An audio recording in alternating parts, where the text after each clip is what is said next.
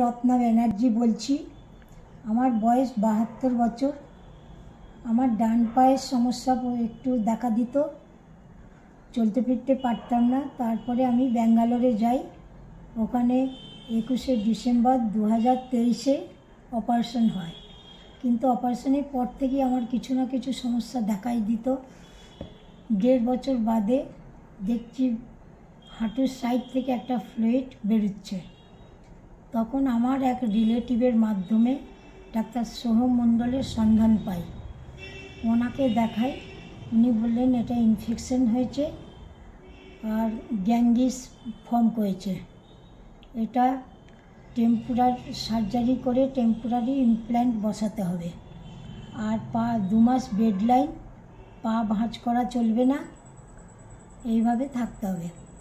তারপরে infection clear হয়ে গেলে পার্মানেন্ট নি ট্রান্সপ্ল্যান্ট করতে হবে।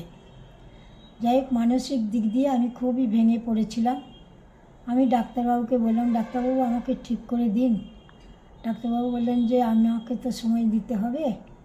যাই হোক, ওনার উদার মনোভাব আর আন্তরিকতায় আমি অনেক বল পেলাম।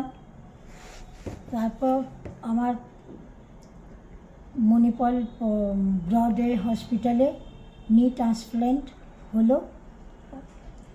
এখন আমি অনেক সুস্থ বোধ করছি। আগের যে আমার অপারেশনে সমস্যা দেখা দিত কিছু না কিছু, এখন আমি একদমই ফিল করি না। এখন আমি অনেক সুস্থ আছি, চলাফেরাও করছি।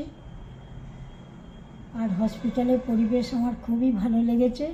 ওখানকার সিস্টার বলুন আর যারা যারা আছে সবাই আমাকে খুবই সেবা যত্নও করেছে। আর যখন যা প্রয়োজন হয়েছে আমার কাছে এসেছে। আমিও ওদের মাঝখানে আনন্দেই থাকতাম।